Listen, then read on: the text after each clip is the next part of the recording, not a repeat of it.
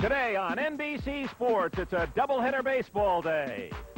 For the first half, it's the Cincinnati Reds in Montreal. They'll be facing Al Oliver and the Expos. Montreal, red hot, they've won 7 straight games. Or the Chicago White Sox, they're battling for first place as they meet Cleveland. The White Sox and Lamar Hoyt, he's 9-0. He'll be trying to stop the slugging Cleveland Indians and Bake McBride.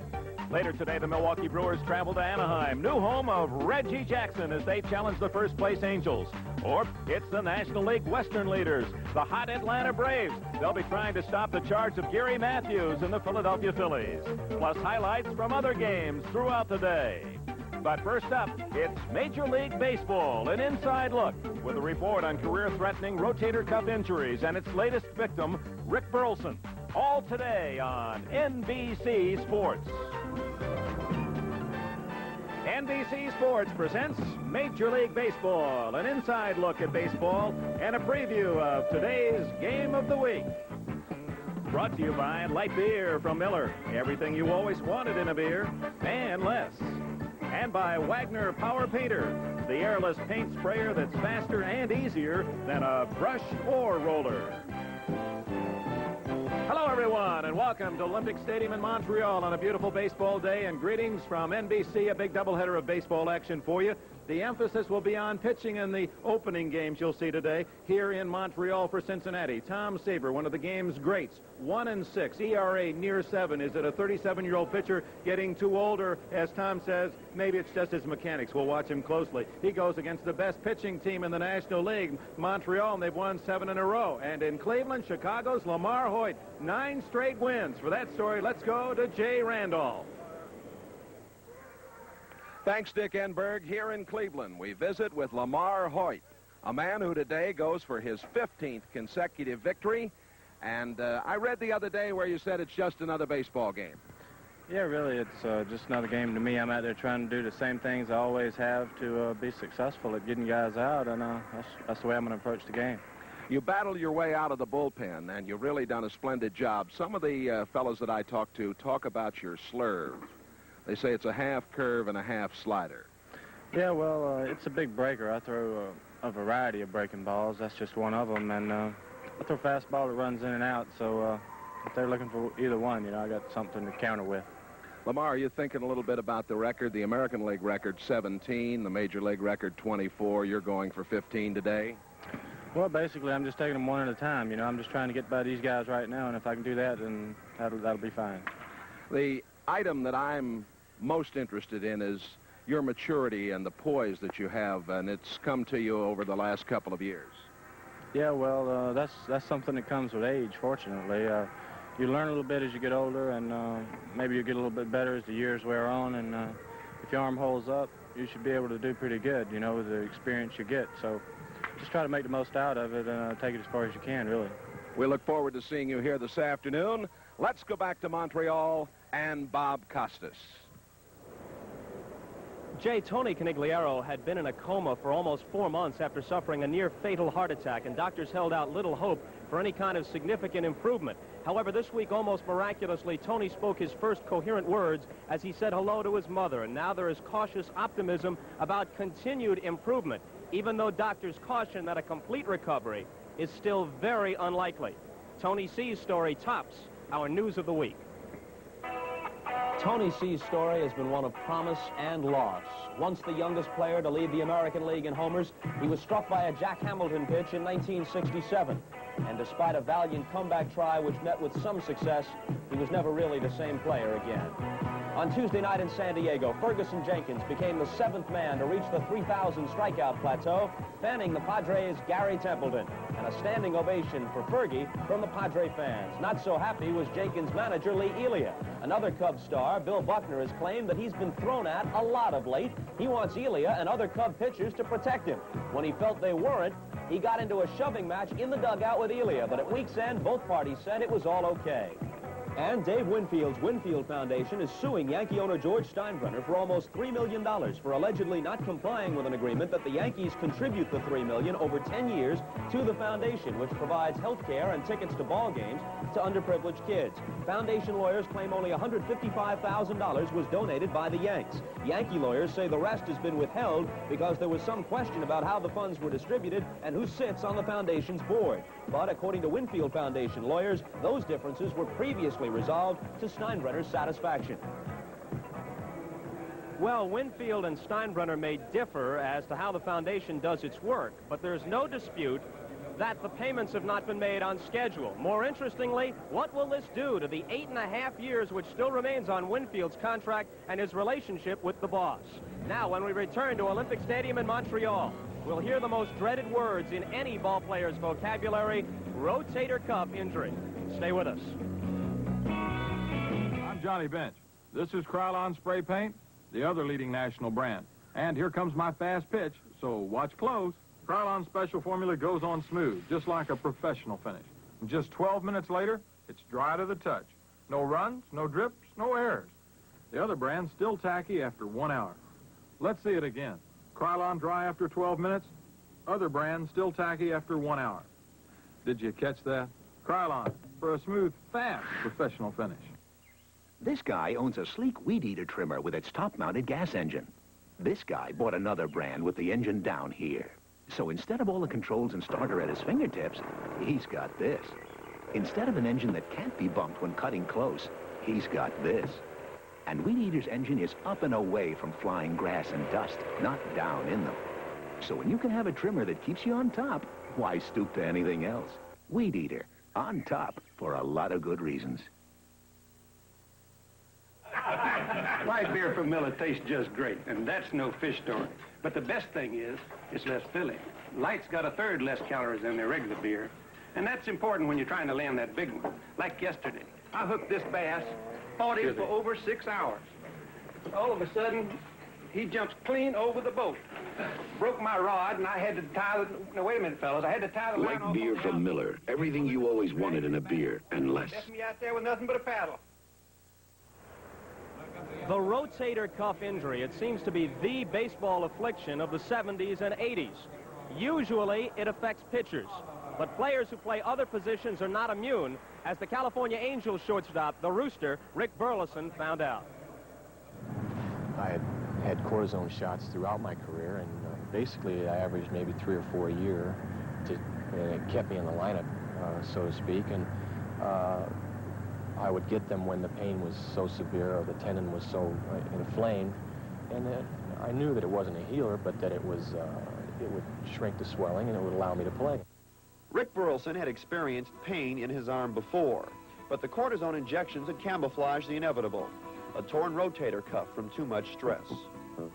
As soon as I threw it, I knew that there was something wrong. It felt as if someone drove a nail into the back of my arm with a sledgehammer.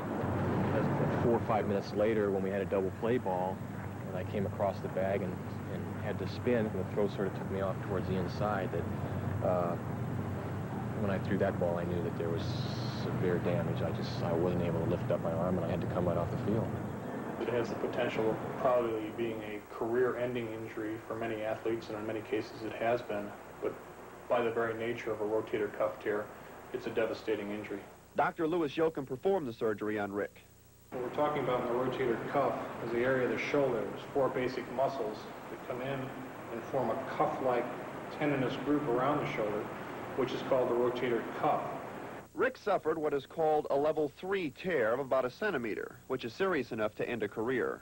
You read so much about this injury, and not too many people have been able to come back from it, although most of them have been pitchers, and it's a lot tougher on them, I understand. But the way I looked at it, as hard as I throw, and many times as I throw a ball each day, and in the plays I have, I'm as close to being a pitcher as anybody as far as how hard I have to throw the ball. No pitcher has been able to come back from the surgery yet. Well, not really. Wayne Garland is still trying in the minors.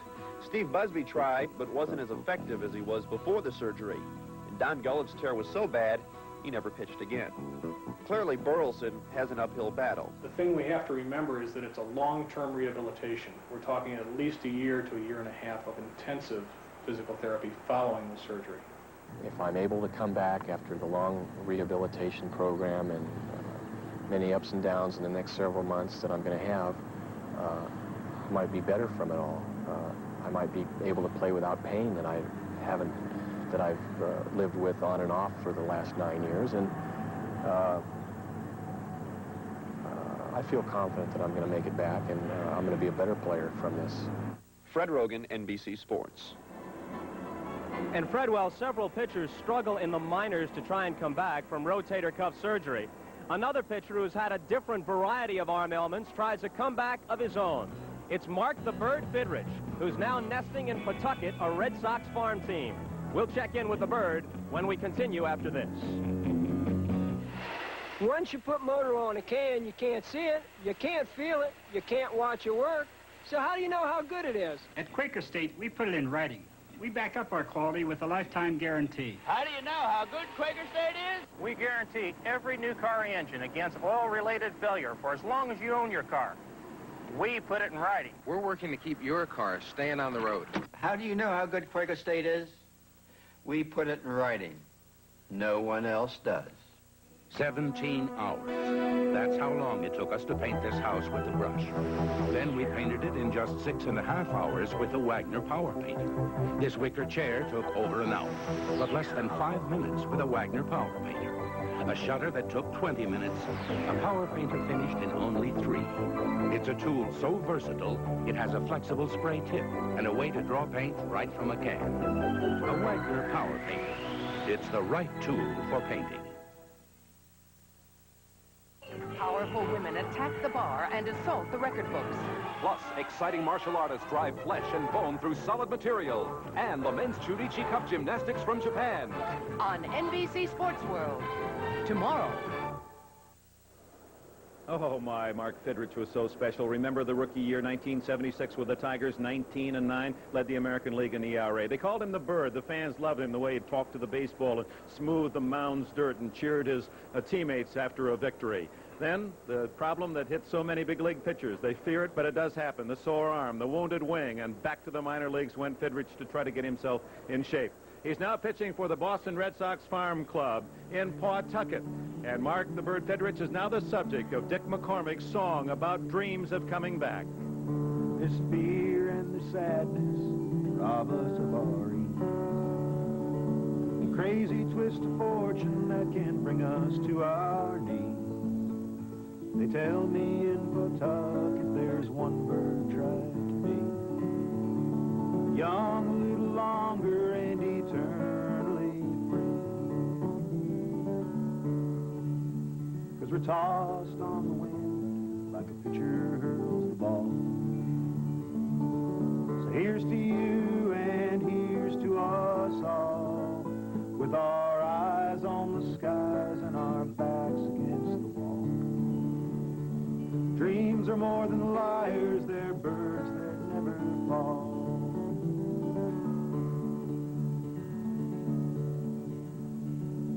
Here's to the proud ones, the eagles who know the light-headed heights, summers long ago. And here's to the brave ones who fall down and then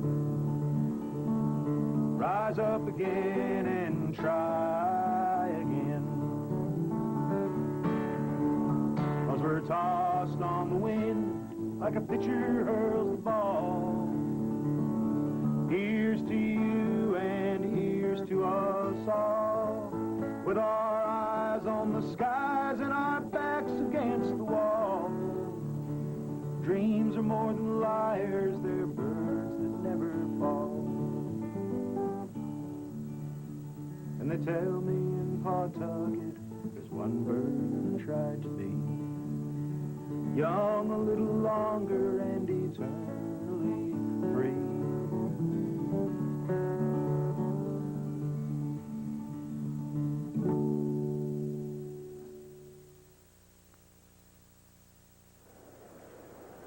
Poignant. The raw reality of it all is that fame is so fleeting for the athlete. It kind of saddens me because he brought so much happiness just a few years ago. Let's hope Mark Fidrich makes it back. Big day of baseball and a big story here in Montreal. Tom Seaver 1-6. Can he get his pitching game back together against the red-hot Expos? Some of you see Lamar Hoyt going for 10 in a row here in 1982. And in the second half of our doubleheader on NBC, Milwaukee against the Angels in California, and Atlanta and Philadelphia meet at Veterans Stadium.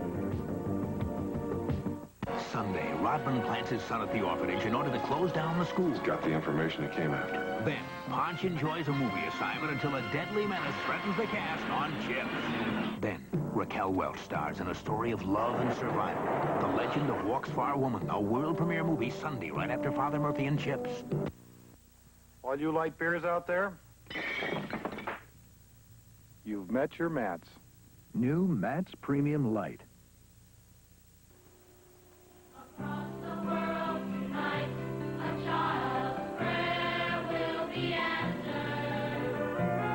You can bring the light of care to a child in need. Please send your check or money order to CARE, Box 570, New York 10156, or local care office.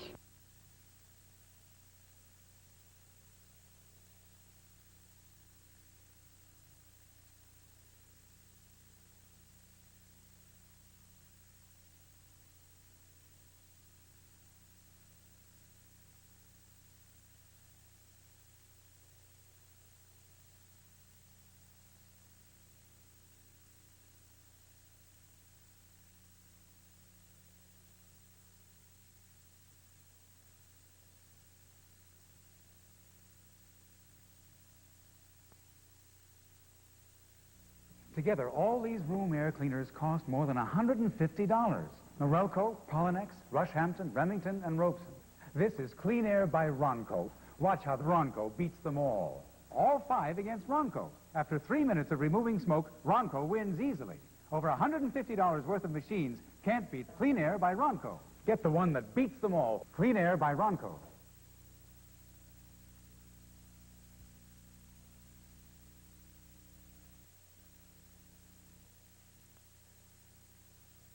Long blast to left field, his 9th home run of the year. And the Expos had a 4-2 victory. With the win, Montreal has stretched its string to 7 in a row, moving to within 4 games of first in the National League East. Cincinnati's defeat slammed the struggling Reds into last place in the West, 8 games under 500. Today, it's Tom Seaver, uncharacteristic 1-6 against Montreal's ace, Steve Rogers, 6-3, and the best ERA in the National League.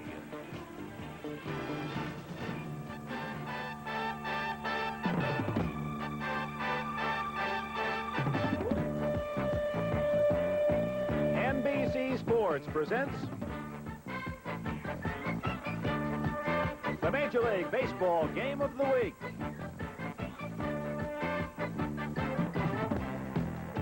Today from Olympic Stadium, it's the Cincinnati Reds and the Montreal Expos.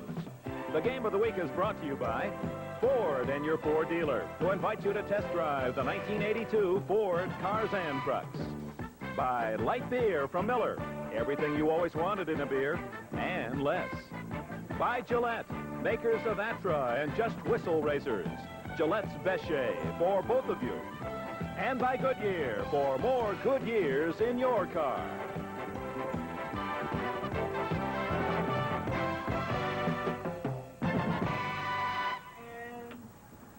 Beautiful day in Montreal. Olympic Stadium the scene. The Montreal Expos, 7 consecutive victories. Host the Cincinnati Reds. Hello, everyone. Dick Enberg with Bob Costas. Welcome to a big doubleheader of baseball on NBC. And today we'll see the right-hander Tom Seaver for Cincinnati. 14-2 a year ago. Uncharacteristically 1-6 this year. The ERA approaching 7 runs a game.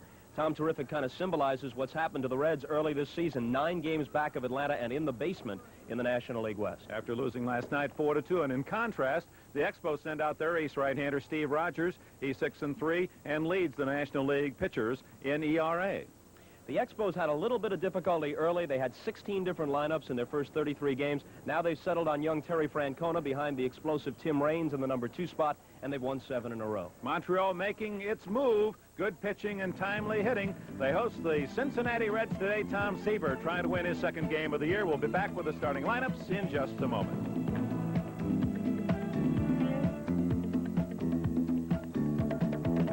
Now, there's a new concept in pickups that's turning the import world upside down. It's America's new size 83 Ford Ranger with gas mileage that beats the top-selling import. And Ranger also turns them inside out with a cab wider than any import. And Ford's exclusive twin I-beam.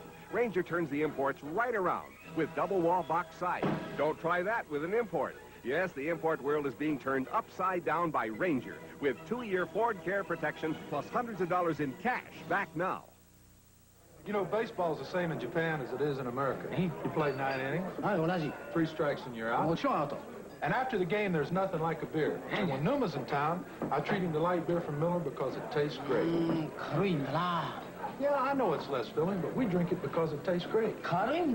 Listen, Numa, it tastes great. All right, it's less filling. Light beer from Miller. Everything you always wanted in a beer. And Well, you set a record. Yep. What pitcher ever gave up 34 runs in an inning? You feel better after a shower. I don't feel better. Let me see that soap. Smells like medicine. Try this Coast. Boy, Coast smells terrific. Feels terrific. I feel terrific. And look at this weather. I feel so great. I'll be ready to pitch again tomorrow. You may be. I'm not sure baseball is. No other soap picks you up quite like Coast, the eye-opener. Suppose your loved one's heart and breathing stopped unexpectedly. Would you know what to do? The answer is CPR, cardiopulmonary resuscitation. Don't stand by helplessly while a loved one is dying. Help save a life. Learn the life-saving techniques of CPR. Call your local chapter of the American Red Cross or the American Heart Association for information about CPR training. Learn the life-saving skills of CPR and help save a loved one's life.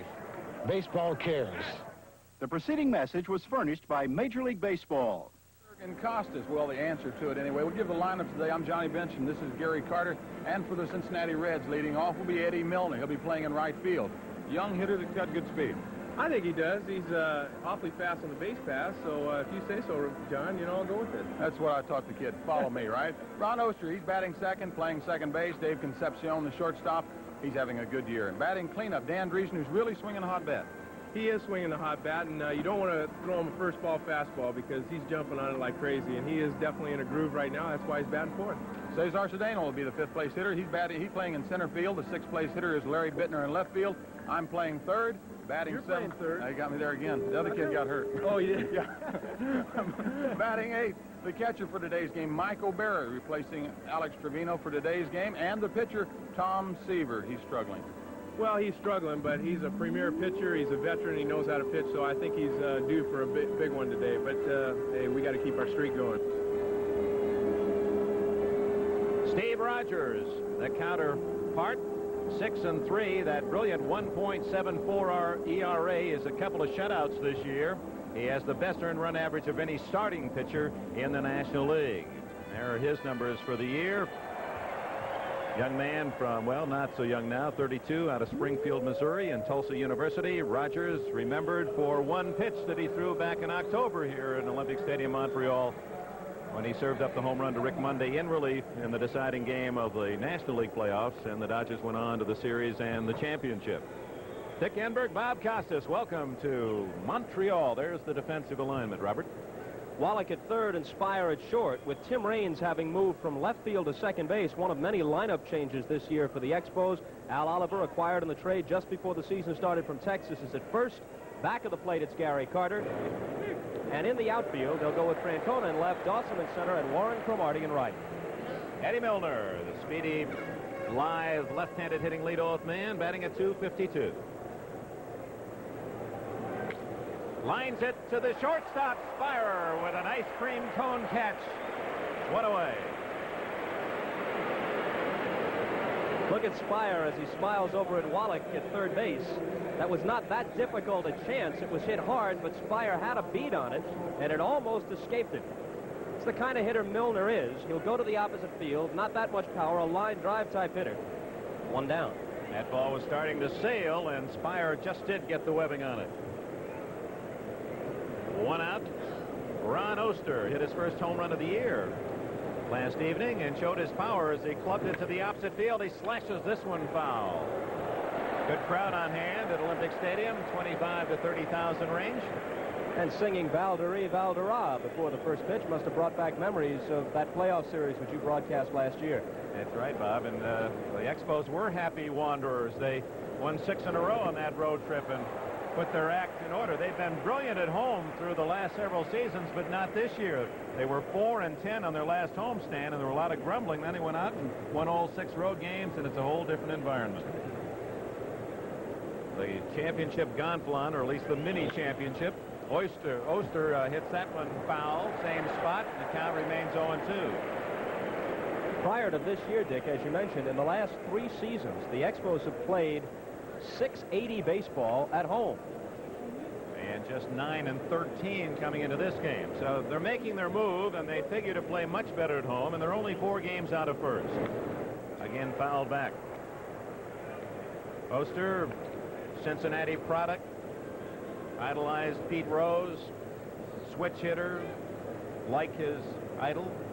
He's built himself up using a Nautilus program, added 20 pounds in the last couple of years, and he showed that power last evening. Rogers guns the fastball by him. There's 2 gone. Oster not the kind of hitter who strikes out frequently, but Rogers sends him down swinging. Looked as if he might have gone after ball 1. Now you'll watch Rogers. He examines the baseball, tries to find the seam that he likes, sets it in his glove, and then he knows exactly where it is. We're going to talk about the baseball and the fact that, as Lamar Hoyt has said, that there is no perfect baseball. Everything you get has either a lump in it or a stitch out of line or something that you can use as a pitcher to your benefit. There's a ball that Rogers didn't like, and we'll make an exchange. And usually it means that the ball does not have high seams. Pitchers basically want a ball with the seams up. It gives them a better grip, especially on the breaking balls. And if Rogers, and we talked about him about this with him before the game, if Rogers gets a ball that doesn't have that high seam, then he'll fire it back.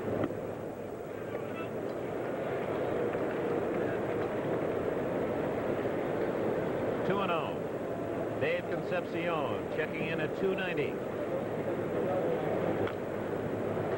Smothers it foul. Here were the comments of Steve Rogers regarding his relationship, what used to be the Horseye. I'm always looking at the baseball, feeling it, touching it. You got to. That's how I make my living. But one thing I found is the inconsistency in the seams. I'm always looking at the seams to find the biggest one to put my finger on, because I feel like since the seams make the pitch move, I might as well find the best one to get my finger on. I'm always out there checking it over. Someday maybe I'll even throw a good pitch with it. Well, he almost didn't on that serve to Concepcion, and Dawson caught it in the pocket of the glove on the warning path about 390 in right center. No score after a half inning. This is Just Whistle, Gillette's twin blade razor for women.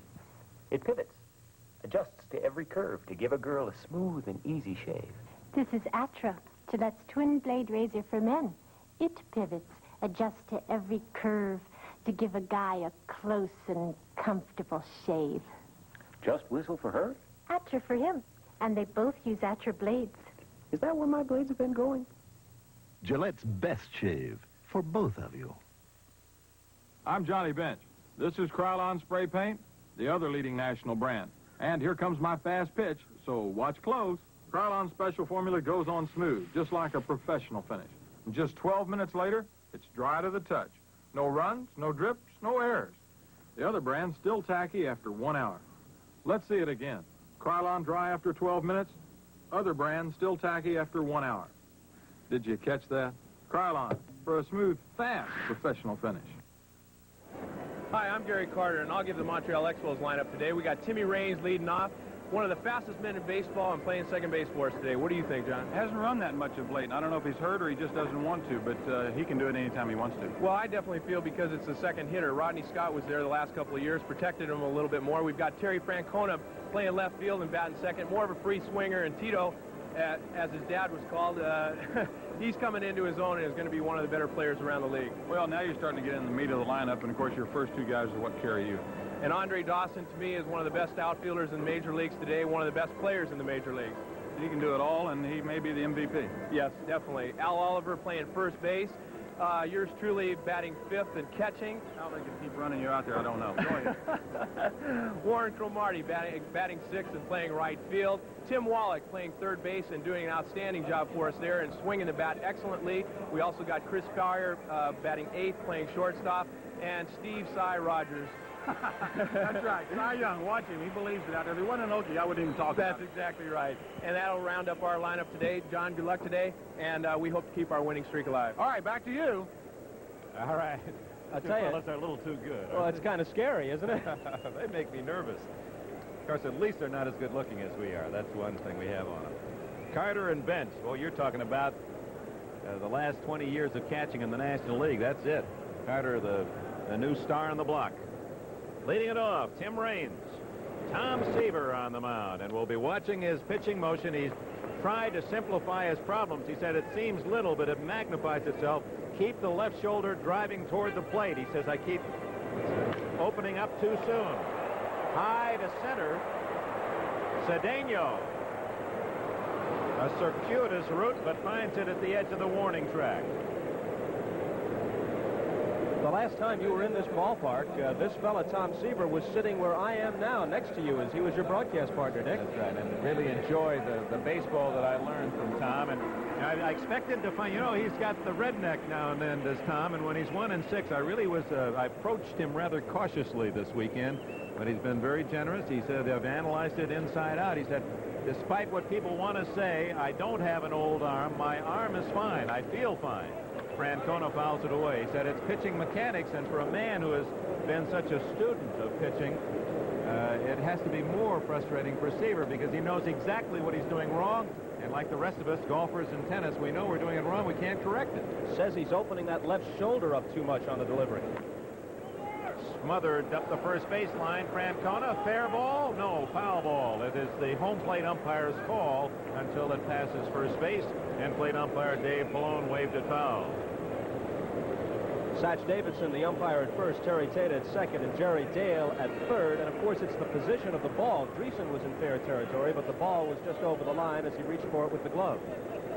Someone down in that Cincinnati dugout yelling at Pallone. He's motioning it was outside the line. There's the defense of the Reds.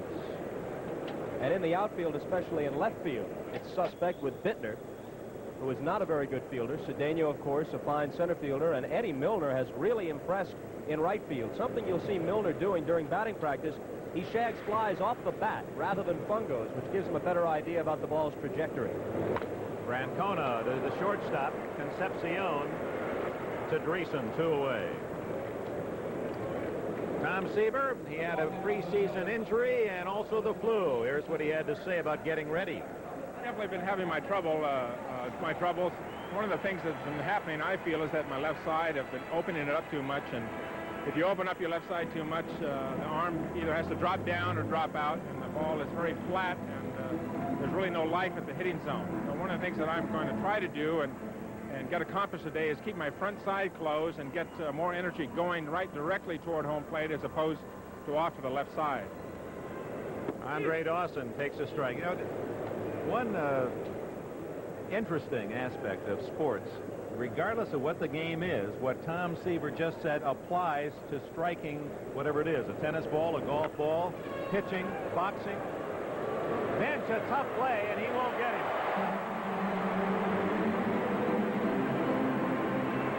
Nonetheless, instructive, Dick, about how well Johnny Bench has adapted to play at third base. He had little chance to get Dawson, who runs extremely well, and yet he handles this ball barehanded and cleanly.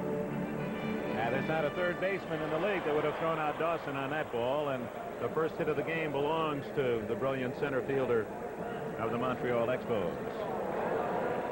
Al Oliver, at 35, traded here to Montreal, and when that news hit baseball's world, everyone said now the Expos really should run away in the National League East. They have not, but due to no fault of Oliver, his usual 300 batting average, lifetime 303. He's 301 as we open play today. Dawson will bear watching. Last year, he had 26 stolen bases in the shortened year. Oliver went around. Some people think, Dick, that Dawson has a chance to become a 40-40 man with his speed and power. Were it not for the presence of Mike Schmidt, Dawson would probably get most people's vote as the best all-round player in the league. And finished second last year to the Philadelphia third baseman.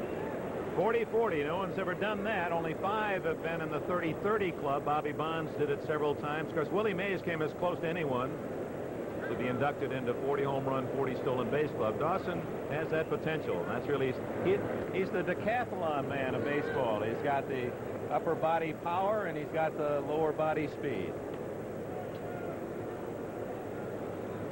There he goes. But Oliver can't check his swing on an inside slider, and he's out of there. And so are the Expos. No runs a hit, and they leave a man. After 1 inning on a marvelous day in Montreal, 80 degrees, the Reds, the Expos, no score. Who is America's leader in radials? Goodyear. We outsell all foreign radials combined. And here's one reason why. The Goodyear Eagle GT. A high-performance radial that gives a great performance in the rain with outstanding traction and superb handling on wet, slippery turns. The Goodyear Eagle GT. It's one reason Goodyear is the leader in radials. No foreign maker of radials even comes close. When you need radials, come up to Goodyear. It's the dawn of a great new taste when you come to the place called Silver Creek. It's a Western cut brand, won't float around, a smokeless tobacco with flavor unbound. Silver Creek brand. It sweeps you to mountains where fresh breezes blow, to a whisper of wintergreen, cool as the snow, to the moisture and flavor that just seem to flow through Silver Creek. So if you're looking for pleasure at its peak, don't follow the crowd, follow the creek. Silver Creek smokeless tobacco.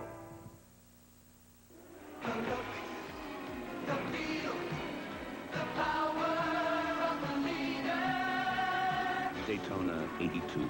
The Honda 900F Superbikes play follow the leader with the world's fastest motorcycles. They break the lap record. They break the track record. They cross the finish line. First, second, and third. The CB 900F. It didn't just win the race. It was the race. Powerful women attack the bar and assault the record books. Plus, exciting martial artists drive flesh and bone through solid material. And the men's Churichi Cup gymnastics from Japan. On NBC Sports World. Tomorrow. Steve Rogers and Tom Seaver have faced each other 7 times. Rogers with a 3-2 edge, and there have been 2 no decisions. Rogers no stranger to dueling other aces. He beat Steve Carlton twice last year in the playoffs. And he faces Dan Dreesen, the Reds' hottest hitter, on a team that is hungry for some base hits. Dreesen at .305, hit safely in all but 3 of the last 21 Cincinnati games, batting .352 in that stretch to raise his average up over the 300 mark. 0-2 the count. It'll be Dreesen, Cedeno, and Bittner. Steve Rogers among the starters in the National League, the best ERA. Don Sutton, the Astros, they come in next to Montreal. Martz, Sanderson, who won last night, 4-2. And Lee in Montreal dominating the pitching statistics. Good changeup. Gets Dreesen, second strikeout for Rogers. The Montreal team ERA is easily the lowest in the National League, and they have allowed just 3 runs in their last 39 innings of work. Only reliever Gene Garber of Atlanta has a lower ERA than Rogers, but he hasn't worked the required number of innings to meet the qualifications for the ERA leaders at this point in the year. Figure that 39 innings, that's the equivalent of 4 games plus 3 innings and only 3 runs. So that explains the 6-0 road trip. And Sanderson picked up with a victory last night, made only 1 mistake, a 2-run homer by Oster. Cedeno, a solid single past the diving Spire. And the Reds have their first base runner. Cedeno opened at .297.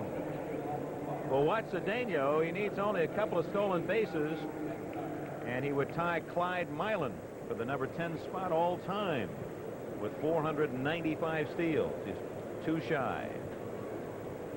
Stolen 6 so far this year. Larry Bittner, always a solid hitter through his big league career, and he's hitting .315 for Cincinnati this season. He was hanging around the batting cage watching the Cardinals substitutes bat one day in St. Louis. Somebody asked him why. He said, I like to watch the Scribinis hit. I can relate to them. Played for the Washington Senators initially. Ted Williams was very high on him.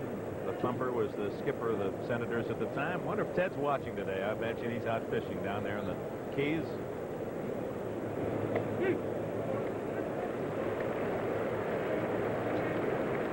A lot of electric personalities in this game, but maybe it's just because I worship the man. And, well, I could listen to him talk for hours to days. Did you ever see that chart that he put together? An entire strike zone filled with baseballs in every possible location, and he had them marked in the sweet spot 400, a little bit off the sweet spot 350. If you make me hit it low and outside, I'm going to hit 230. And the basic idea was wait for your pitch. Make them throw you your pitch. That was the message he gave all the young hitters. Some of them listened. There goes the runner. Pitch out by Carter.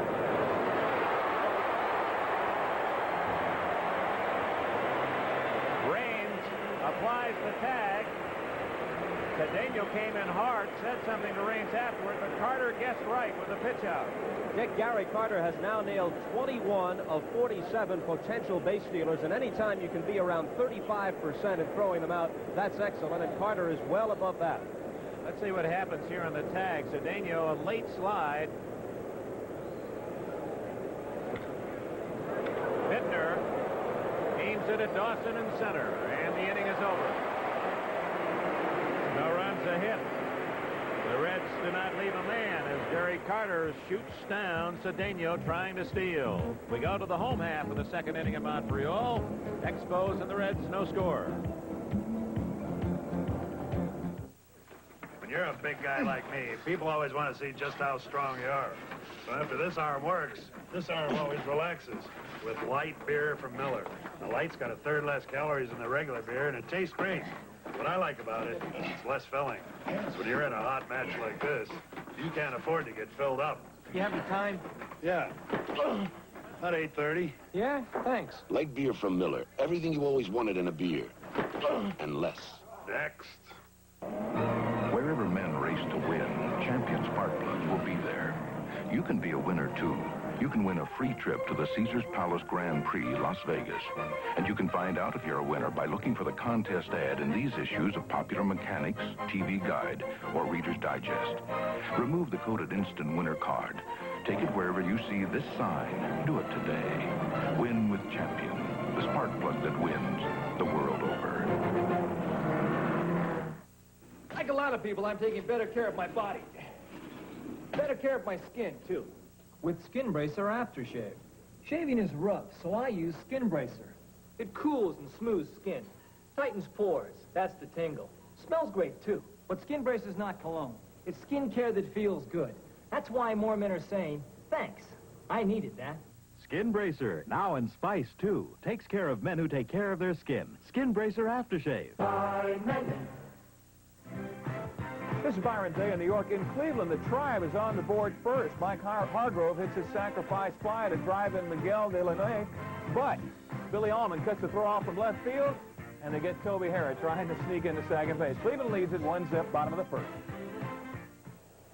And here in Cincinnati, no score. John McNamara will be 50 years old next week, in Montreal, rather. Cincinnati manager McNamara, reflective. It's been a tough time for him. He's not only down in last place, but he's lost some key players. Tom Hume stepped on the track out on a warning path that serves for the execution of the football grandstand when they transfer this stadium into that alignment. Twisted his knee. They didn't think it was serious. Then he couldn't walk this morning, so he's having that knee examined at the moment. Hume, the ace reliever of this club. Wayne Krenchicki with a chip fracture of his thumb. He'll be out for about a week. And Frank Pastore, the starting pitcher, had to waive his turn last night. He'll go tomorrow after injuring himself in batting practice, a foul tip. Carter, the bench, and our duo on the pregame lineups greet each other once again, and bench has the upper hand. The scores from last night: Sanderson the winner, Carter a homer in this 4-2 win for Montreal. The Cubs, with Keith Moreland staying hot with a homer, beat the Dodgers. San Francisco beats the Pirates 10-5. The Cardinals stay on top in the National League East. Bruce Sutter picking up his 14th save. Bob Force the winner. Houston beats the Mets 8-3. Atlanta and Philly rained out. Warren Cromartie against Tom Seaver. The Crow off to a slow start in 82 at 221. Last night, Cromartie was in the batting cage down in the bowels of Olympic Stadium with hitting coach Billy DeMar staying an hour or so after the game to work on his hitting problems. Pulls that one to right field. Milner.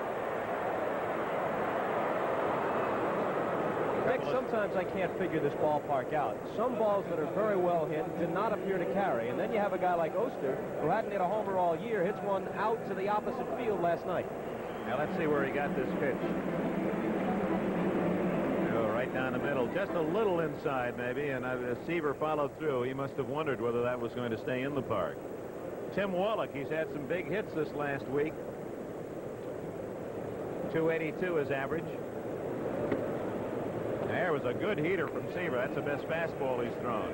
Wallach's emergence as the potential starting third baseman allowed them to trade Parrish along with a fine prospect named Dave Postedler to Texas for Al Oliver. Foul back. Some critics of the Expos say they're playing a shortstop, a catcher, and 6 outfielders. And they say, why mess with a good thing? Best overall record in the National League for the past 3 years. That's one way to look at it. The other way to look at it is that they've gone through the early season troubles, getting a lineup in order, and still trail St. Louis by only 4 games in their division. So they've hung reasonably tough, and now they're on a roll. Many feel, and I agree, they are the team to beat in the National League East. And this week, Charlie Lee and David Palmer both coming up with big pitching performances and victories on the road. And if they can live up to that kind of expectation, that's a rugged staff you have to face in Montreal. Charlie Lee retired 26 batters after yielding a first-inning single in a game at Houston. Wallach, base hit. Even with the outfield playing deep, they can't cut it off, and Wallach has it up. Perfect illustration of how AstroTurf has changed the game. That is a single on natural grass, but it just scoots on this carpet here in Montreal, and most National League fields are artificial surface fields. There are more natural surface ballparks in the American League, and Wallach gets a 2-base hit.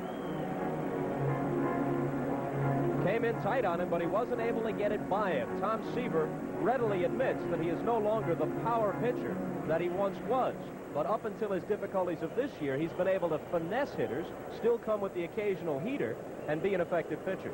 If we can save that replay and show it again, just to see the follow-through of Seaver and why a little thing, it almost becomes an arithmetic problem. It grows and grows on you. The follow-through of Seaver, he was actually back on his heels and almost in a squatting position, not driving toward the plate and ready up on the balls of his feet. He was back. Watch Seaver as he makes the pitch, the follow-through, where he winds up. Now, he's concentrating so hard and staying in tight within himself. Look at his position. He wasn't driving forward. He was back awkwardly on his heels. 2-out double by Wallach, and Spire flares it foul. It's 1-1. Dick Spire is at 192. He has dipped beneath the Mendoza line, as the ball players refer to it. Wait a minute, the Mendoza line. Yes, named affectionately for Mario Mendoza, weak-hitting infielder. Tom Paciorek laid that nickname on him when they were teammates at Seattle, and any ball player who is beneath 200 has crossed the Mendoza line, as unfortunately for Spire, he has. Mendoza line. Well, had a couple of hits last night. Breaking ball away, 2-1. Let's look at this pitch. Watch the left shoulder now. And he kept it in there pretty well that time. We asked him about Pete Rose's comment that Rose a week or so ago stated that he saw Seaver grimacing a lot as he pitched, and I asked Tom if that were true, and he said, yes, I'm trying so hard, and when I get that left shoulder open too quickly, I'm really hurrying my arm to try to catch up with my shoulder, and I have to bear it on because it hurts. He said 3 things can happen. You can throw a rotten pitch, or you can hurry your arm forward, and that hurts your arm. He said he thinks that's how he injured it 2 years ago, and he was indeed grimacing. 2-2 pitch. Got him. On the edge. That's the Tom Seaver pitch. His second strikeout. Wallach's 2-out double is wasted by the Expos as he is left at second base, and we go to the third of a scoreless game. We'll be back after these messages from your local station. Saturday, Stella becomes the mayor's assistant and turns the tables on Harper Valley. Then it's double trouble when Gramps asks two ladies on the same day. And the Mandrells welcome Donny Osmond. I really need a new copier. I wonder which one I should get. Rico. What? Pay attention. This is the Rico plain paper copier. Right. Rico copiers are designed for optimum performance and flexibility. They deliver work-saving features that make Rico the leader in the industry. Thanks. Find Rico copiers at Applied Graphics, serving Vermont and New York. Rico copiers, we respond. I'm E.G. Marshall. I've played many different roles in my career, in the theater, movies, television, radio. You know, an actor has to be versatile, be able to perform in a variety of situations. And versatility is a hallmark of Albany Savings Bank as well. Whatever services you need, now accounts, savings bank life insurance, high-interest savings, retirement programs, Albany Savings Bank gets star billing. They're the savings people bank, committed to you. Steel is cutting the cost of cutting brush and weeds. Now get an accessory kit worth up to $47 free when you buy a Steel brush cutter this spring. Blaze through weeds and grass with a brush cutter so strong, it makes cutting even thick brush a snap. So well made, it's ready to last twice as long as the competition. So get a Steel brush cutter, and for a limited time, get a free accessory kit from Steel, makers of the world's largest selling chainsaw, now at the following Steel dealers. Midland Equipment, Peru Farm Center, David Whitty. This is Channel 5, WPTZ, Plattsburgh, North Pole, Burlington. In the last inning by Bittner. Now watch the follow-through this time. Look, he's leaning forward, bouncing forward, in position, and Seaver of old on that strikeout, and one of 6 men with 3,000 career strikeouts. Make that 7. Excuse me, Ferguson Jenkins, and congratulations in joining the club this past week. Great right-hander Jenkins became the 7th man in history to strike out 3,000 or more. Johnny Bench, late on a fastball from Rogers. It'll be Bench, O'Berry, and Seaver in the Cincinnati third. No score. Bench's story this week. Admitting that he was lethargic, he didn't have the drive, he felt tired, listless. He has a cyst in the nasal passage, and it's affected his breathing. He finally received medication this week. John said that it has helped him, and he feels better.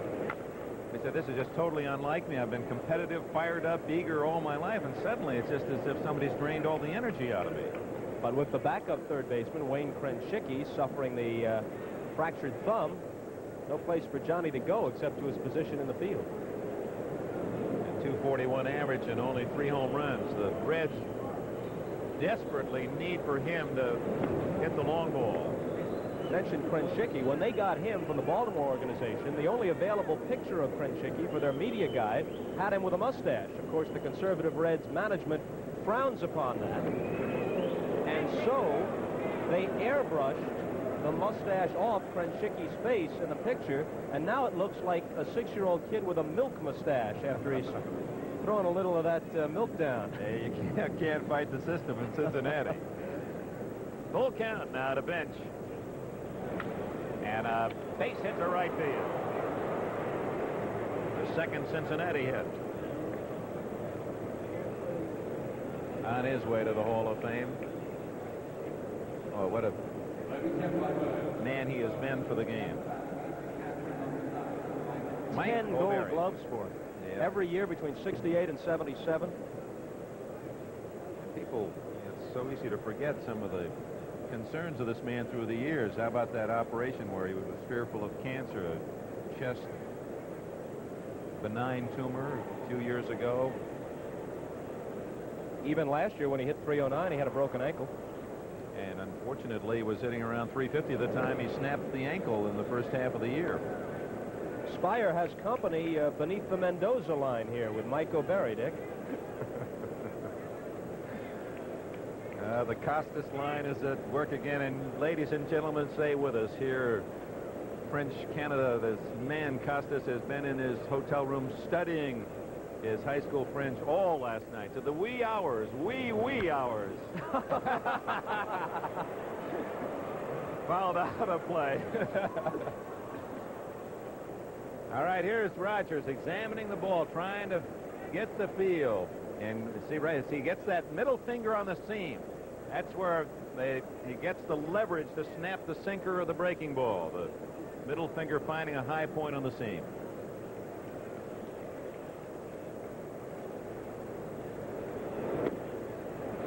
Barry, count 1 and 2. I'm still working on my English. I was studying hard all last night as well, so I'm anxious to hear some of the phrases that you'll be helping us with as we understand the game bilingually today from Montreal.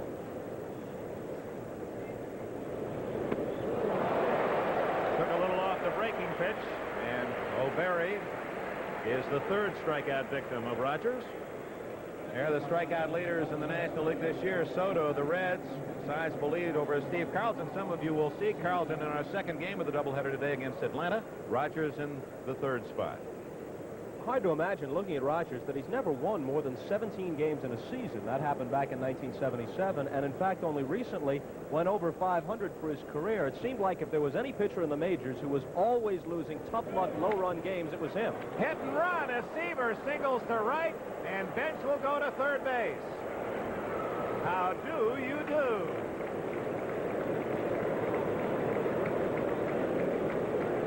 Tom Seaver executes the hit and run. Just drives it through the right side, and Bench at third with one away. Seaver has always been a good hitter, occasional home run power. And talk about doing your job exactly as it was designed. There's the hole with Oliver holding Bench on at first. Seaver slaps it through, but Cromartie made this play reasonably close with a quick pickup and throw from right field. Here's Bench making his turn, and he doesn't cut it as close as he might have, but he got in there safely. And you saw that the first baseman, Oliver, expecting the bunt, he was charging toward the plate, so that opened up the right side all the more, and Seaver took advantage. So the Reds with a chance to score. Top of the third inning, runners at the corners. The former battery of Seaver and Bench. And Milner, who lined to short, the batter.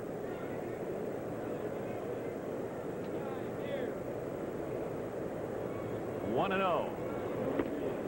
Upstairs 2-0. You saw Milner's low batting average against the Expos, but he has company. Montreal is 4-0 this year against the Reds. Shut him out once and held him to 2 runs the other 3 times. There are going to be a lot of lean averages against this Expo staff this season. Here's the hitter's pitch, 2-0. Hits it to Dawson. That won't get the run in. And Bench is forced to hold at third. Rather nonchalant cutoff attempt by Cromartie, by Oliver, standing at the pitcher's mound, and that ball almost got away. It skipped up in the air. Oliver, as great a hitter as he has been through the years, is not a defensive stalwart, and he has had some problems defensively at first base this year for Montreal. Let's pause briefly for station identification. This is the NBC Television Network. This is Channel 5, WPTZ, Plattsburgh, North Pole, Burlington. Dick Enberg, Bob Costas in Montreal. The first of our doubleheader on NBC today. No score. Top of the third inning. The Reds with the first serious chance, but Milner unable to get the run in from third on a fly ball. Now 2 away. Bench at third, Seaver at first. Ron Oster, the batter. He struck out swinging his first time, facing the ace right-hander of Montreal, Steve Rogers. And Oster, until last night, did not have a hit against the Expos, but hit a 2-run home run.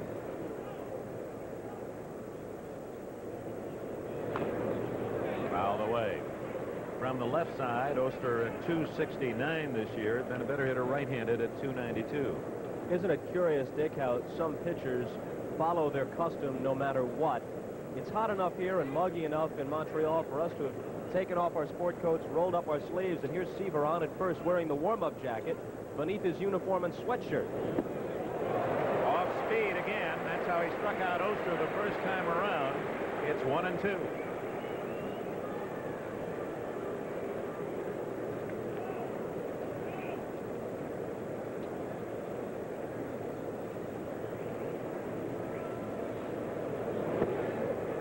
There's a all-purpose pitch as he drives Oster off the plate. 2 balls, 2 strikes, 2 out. Bench at third. Seaver at first, top of the third. No score in Montreal. I believe I said a moment ago wearing the jacket beneath his uniform, which would be quite a trick. Obviously, it's over. There's that off-speed breaking ball, and Oster chased a bad pitch. Rogers works out of the third with a couple of key strikeouts. No runs, 2 hits, and 2 left. Middle of the third, no score. Nobody protects you like the cavalry can. The Kemper Cavalry.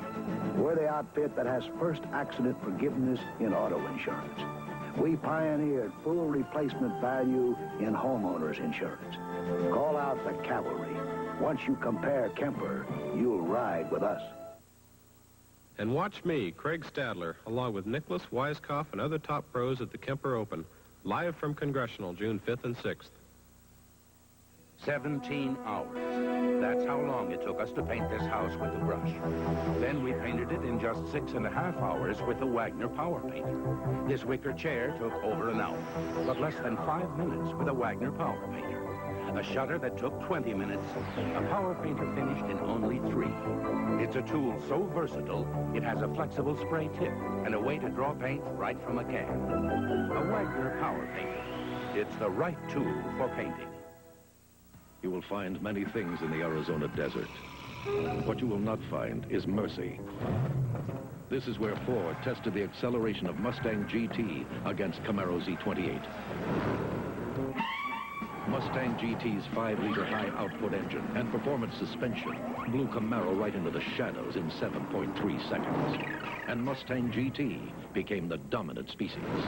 From a place where few survive, the boss is back. Don't miss the very best in baseball. The Giants slide into Chicago to try to catch the red-hot Cubbies. Or the Mariners sail east to tangle with the Tigers on NBC Sports next Saturday.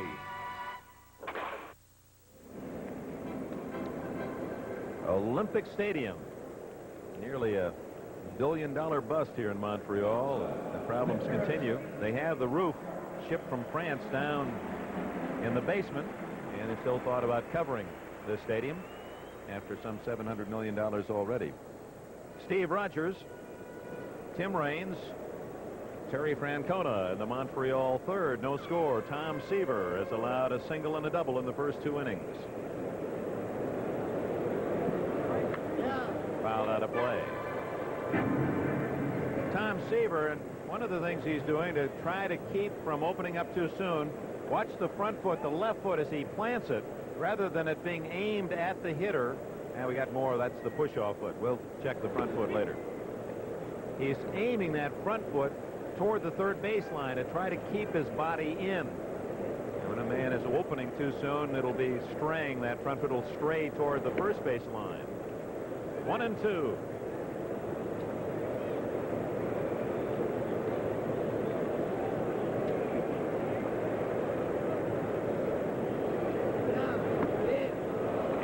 Tom Seaver, his third strikeout.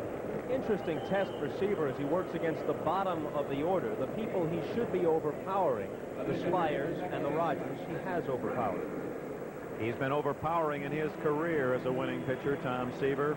Talk about the Hall of Fame. They've got a spot reserved for this right-hander. Here's that front foot. Now, see, well, from that angle stuff, you can see the left foot is pointed more toward third, and then on the follow-through, he comes and straightens away. That's one of the little things he's trying to do to get himself back in a good pitching groove. Tim Raines fly deep to center in the first inning. The Raines stolen base total at 15. He's been caught 4 times, and of course that's way behind the pace of people like Ricky Henderson and Bob Dernier. But part of the problem has been all the different people batting behind him. They used 6 or 7 different number 2 hitters before finally settling on Tito Francona's son Terry, the young left fielder. And we'll talk about that. It's a very unusual position for a young hitter. Francona just a couple of years out of college, batting behind a premier base stealer. Jim Gilliam did it so well for Maury Wills with the Dodgers. Ted Sizemore hitting second behind Lou Brock. It's usually a spot reserved for a veteran, experienced hitter who's willing to take a lot of strikes, willing to go behind 0-2 to help that base stealer. 2-2 the count. Through 42 games in 1981, Raines had stolen 40 bases. 15 steals this year in 42 games. And he's hitting a .299 starting today, so he's been on base. Not this time. Dreesen takes it himself. 2 out. Francona the hitter. Now let's look at Seaver on this delivery. And as any good pitcher should, ball hit to his left side. He's over there to cover first if needed. That seems so fundamental, and yet so frequently you see pitchers fail to do it, or it dawns on them a bit too late, opens the gates for a big inning.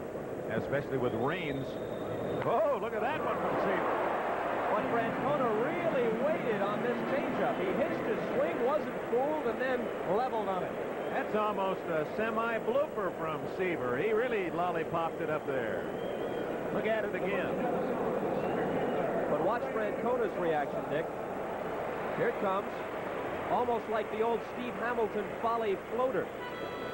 Or La Lave, which is thrown more recently by Dave LaRoche of the Yankees. Not quite the Rip Sewell eephus ball of days gone by, but an extreme changeup, and Francona waited on it masterfully and lined it up the middle. Francona with a smile, and that's not exactly where Seaver wanted the pitch, but he's at least shown it. It's something to give the hitters to digest for the rest of the game. Andre Dawson, Baltimore chopped single in the first. Flies it foul, back of first. Dreesen has a play. A papa, or as they say in Montreal, la bibi chantelle. Let's run that by me again. La bibi chantelle. Oh, and I love you too. And after 3, there's no score in Montreal. There is just one place where you can go from high school to flight school. The Army. Oh, yeah. Keep on reaching. Keep on growing. Today's Army has more pilots than the largest airline. Not bad for a rookie.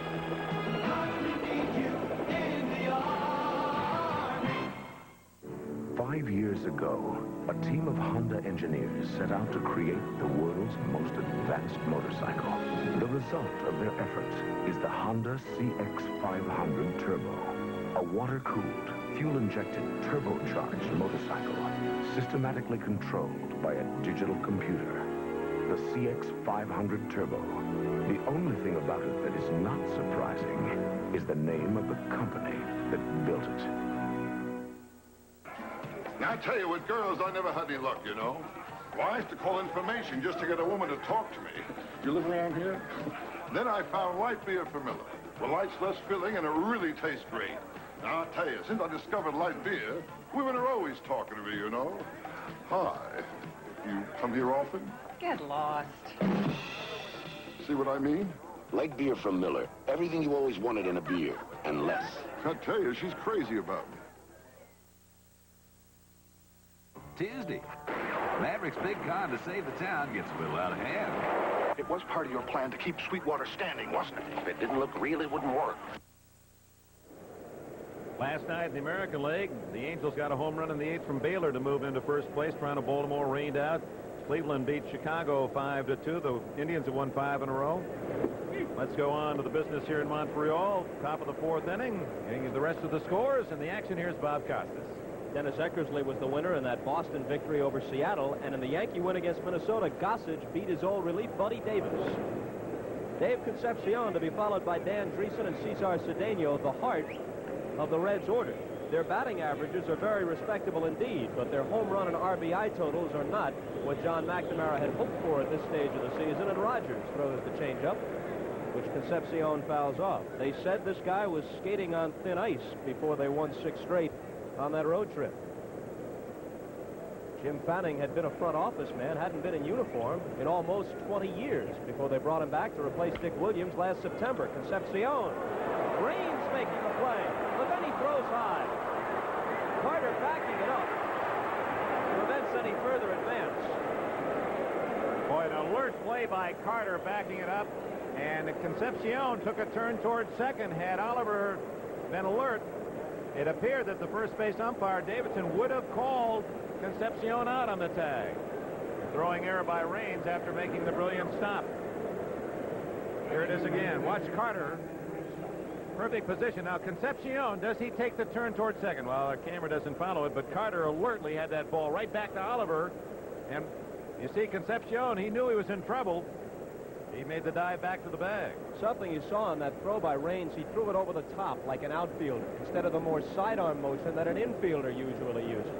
Steve Boros, one of the Expo coaches, has been working with Raines, trying to get him acclimated. Concepcion going, and here's the throw into center field by Carter, but Concepcion will go no further. So no error on the play, and just credit a stolen base for Concepcion as Dreesen swung at a bad pitch to try and protect it. And for Dave Concepcion, the stolen base, he had a terrific jump. I'm not sure that Carter would have gotten him with a perfect throw. Fourth stolen base this year for Concepcion. So he's in scoring position with nobody out. Last inning, Reds had runners at the corners with one down and got nothing out of it. Let's see if Dreesen can pull the ball now to get Concepcion to third. Dreesen came in hitting .305 with 5 homers and 21 ribbies. Trying to pull it. Now he's behind on the count, 0-2, and will have to protect the plate.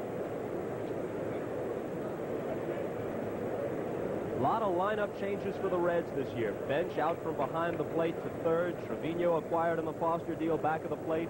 An entirely new outfield. Only Concepcion at short, Oster at second, and Dreesen at first. Just 3 regulars return in the same spot as they played in 1981. And you have off play. You have a good stat on that, too. The 6 men at a different position than last year. The Reds had the best record overall in the National League. And what was that? No team has won a division title or a pennant of any kind in the major leagues, returning as few as 3 regulars from the year before since 1946. And that, of course, was after the war. Now let's see if Concepcion wants to tag.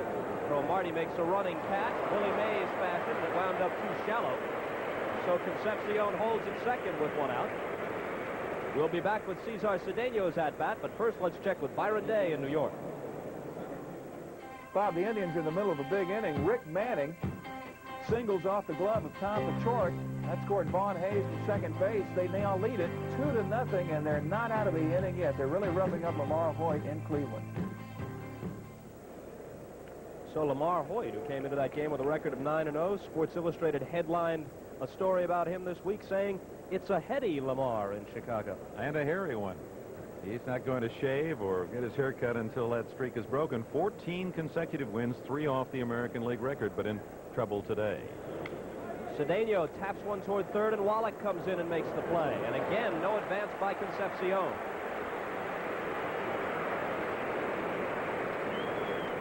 It has to be said because so many people in baseball are talking about it, and pitchers in the National League.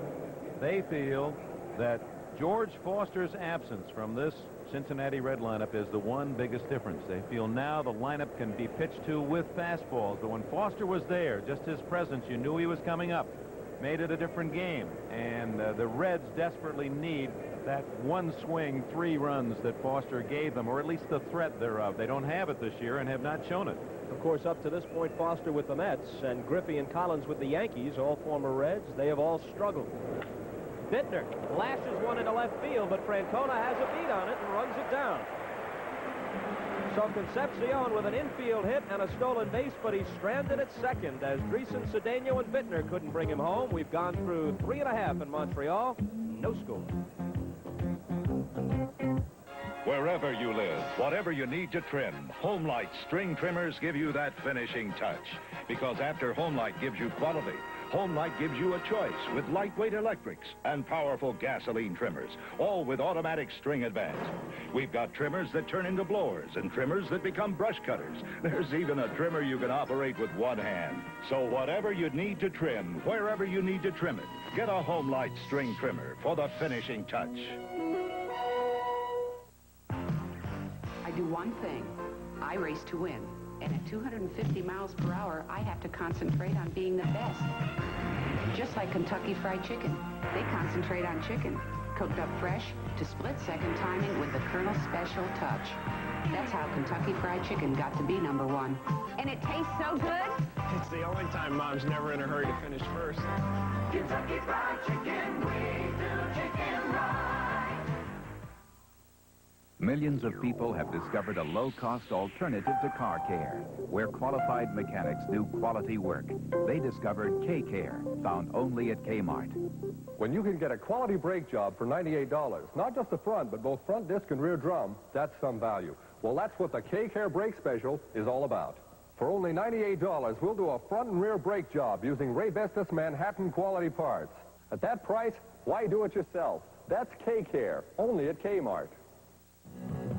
Inspiring day in New York. In Cleveland, the Indians are still batting. Alan Bannister singles to left.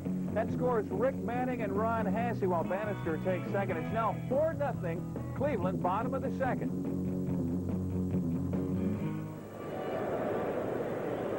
Jim Fanning involved in a bit of a ruckus a while back with Bill Lee. Volatile left-hander walked out on the ball club after they cut his buddy Rodney Scott. Here's Al Oliver cutting on the first pitch and lining it into center field for a base hit. Milner comes over and cuts it off. And a wide turn by Oliver, who holds with a single. So Bill Lee takes a hike because they waved Rodney Scott, went across the street, had a few pops at a local tavern, returned in about the 8th inning. The Expos said, we've seen enough, and they let Bill Lee go as well. And what's he doing now, Dick Enberg? He's playing softball. He's on a softball team playing second base, a left-handed throwing second baseman, perhaps in memory of his buddy Scott, out in one of the Montreal suburbs. So the spaceman is still in the area. One of those 2 hits by Carter against the Reds was a long home run last night. They walked him 3 times. He homered in his other trip, so he never had to run hard.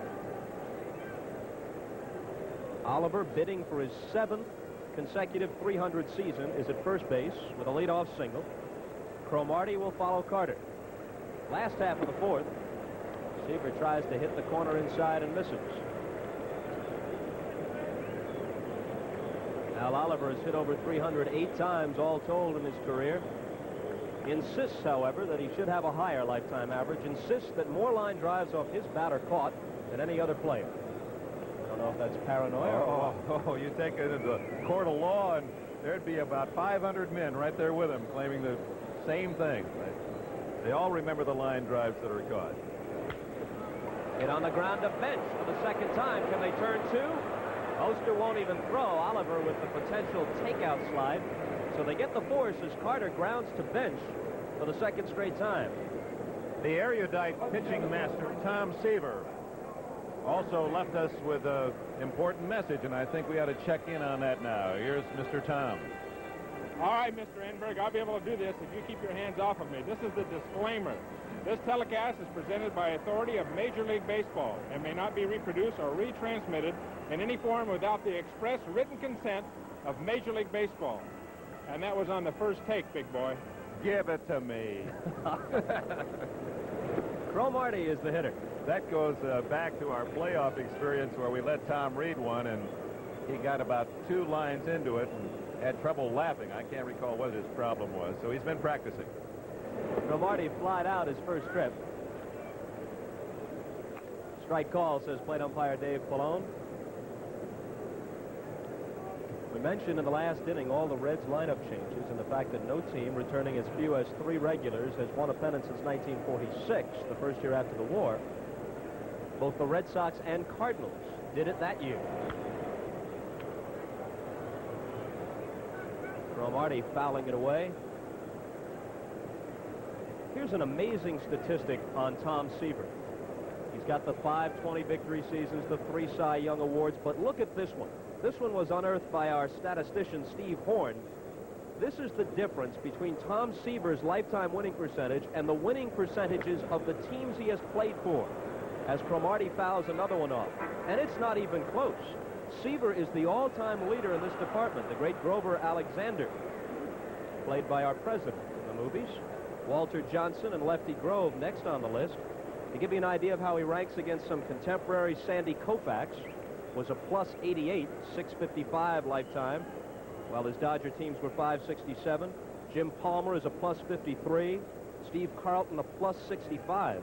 That is an amazing stat. 130 percentage points better than his team's average. Tom Seaver. Cromartie fouls it straight back. O'Berry off with the mask and no play. I wonder if we could go back to that graphic again, because I just there's so much information there, and Bob, maybe I could just say it in a little different way, because we get into statistics so often they're important and confusing. Basically, what that statistic says that Tom Seaver, one of the great winning pitchers in the history of the game, but the greatest in terms of his teams. You see the far right-hand column, that was the record of the team winning record while he was pitching there. So Tom basically pitching with teams that were just a bit above 500 his early year with the Mets, and yet had the best record, differential record. Cromartie pops this one up, and Bench will have a play in foul ground for the second out. Yeah, that's the real definition of a stopper, a guy that doesn't matter who you're pitching for. When you wheel him out to the mound, you expect a victory, and that's exactly what Tom Seaver has given the Reds and the Mets through the years. Put it in a different perspective. Remember the great year Steve Carlton had with a woeful Philly team in 1972. Steve was 27-10, a percentage of .730, while the team was 59-97, a percentage of .378. So that put Carlton plus 352 on his differential between what he did and his otherwise hapless ball club did. That was an amazing season for Carlton. That's where the team goes in the bus, and Carlton takes the limo. Oliver is the runner. Checkett Carter the runner at first. He forced Oliver after Oliver led the inning with a single. Wallach, who doubled against Seaver his first time, swings and misses, and the count even at 1-1. 2 out, Carter at first, last half of the fourth, and no score in Montreal.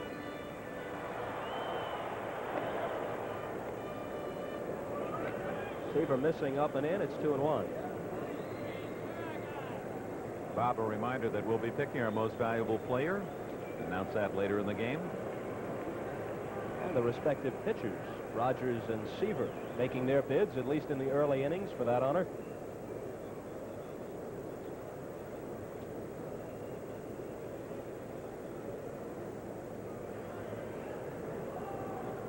There are some mosquitoes or some bugs that are flying around, and they've bothered a couple of the hitters, and now apparently they bothered Seaver as well, and he stepped off. He was waving at the air. You see how he gets, look at that back foot. Look at all the mud and dirt on that right instep. He really gets down and drags that foot. Hit foul by Wallach, the count 2-2. That's always been the case with Seaver. After a game, you look at the bottom of those uniform socks on the pant leg, always messed up. If he's in his right groove, he's going to drag that leg. Driving toward the plate.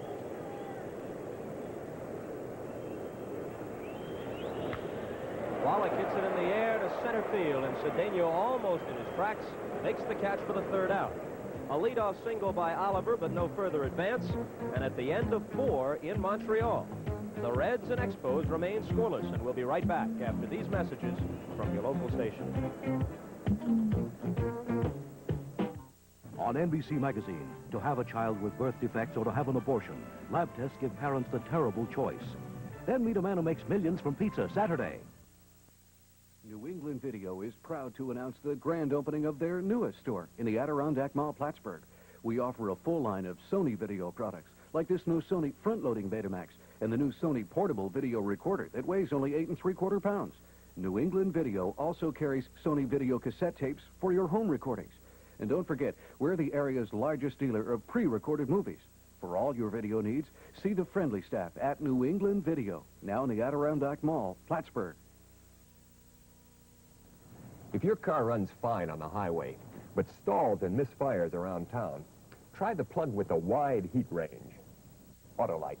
Maynard Auto Supply carries a complete line of frame Autolite products, as well as mufflers, shocks, brakes, tuner parts and equipment. So if you're going to do it yourself, come to Maynard Auto Supply, the parts people. Quality parts, professional service. So, quit stalling. Get Autolite. See the professionals at a Maynard Auto Supply near you. This is Channel 5, WPTZ, Plattsburgh, North Pole, Burlington. On that last homestand, the Expos were 4-10, then hit the road and won 6 straight times and kept it going last night with the 4-2 win behind Scott Sanderson to make it 7 in a row. And perhaps Jim Fanning was right. This was the team that was expected to win, thought by many to be not only the best team in their division, but perhaps baseball's emerging team of the 80s, but they were slow getting out of the gate. Right now, they trail the Cardinals by 4 in the National League East. They're a half game back of the second-place Mets, who are 3.5 off the pace set by St. Lou. In the West, it's Atlanta by 3.5 over San Diego, 5 over the Dodgers, 8 over Houston. San Francisco 8.5 behind, and the Reds are in the basement at 18 and 26, 9 off the pace. American League East, Red Sox by 2 over Detroit, 6 over the Yankees, who are playing better now. Yankees have won 7 of their last 8. Johnny Bench leads it off. He singled his first time up, and the change misses outside from Rogers. American League West, California in front by half a game over Chicago, 5.5 over Kansas City. On the corner, 1-1. Bench will be followed by O'Berry and then Seaver.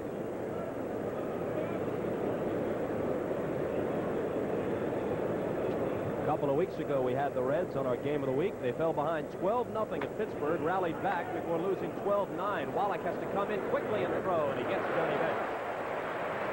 Unlike Tim Raines, who has had some problems shifting in mid-season from the outfield to second base, Wallach has looked like a natural at third base since the start of the season. There was a case where the carpet took a potential hit away. On grass, that ball would have died. Been very difficult for Wallach to come in and field and throw, but with a high bounce off the artificial surface, it was a relatively easy play.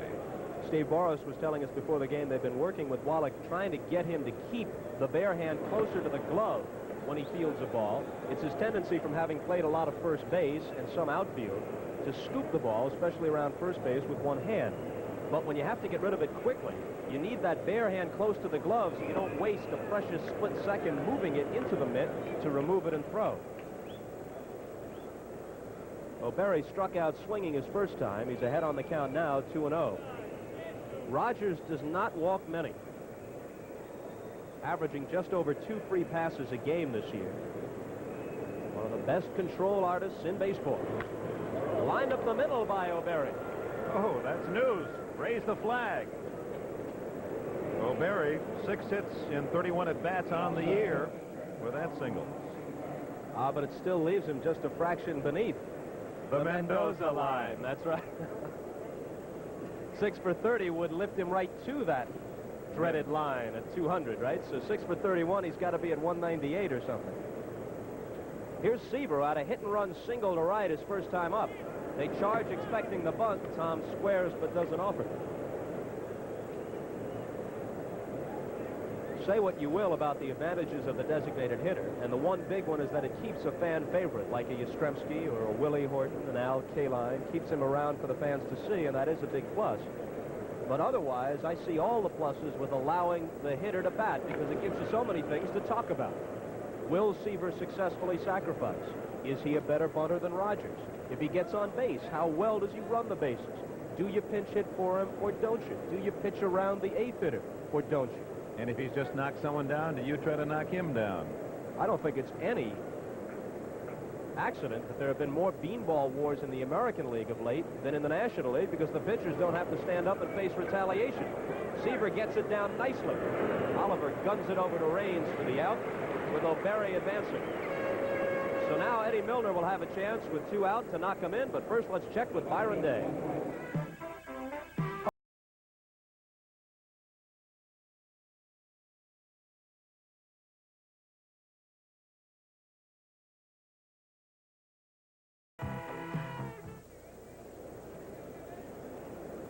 Right fielder Eddie Milner has lined out and popped out. Has an RBI chance with 2 gone in the top half of the 5th and a scoreless ball game.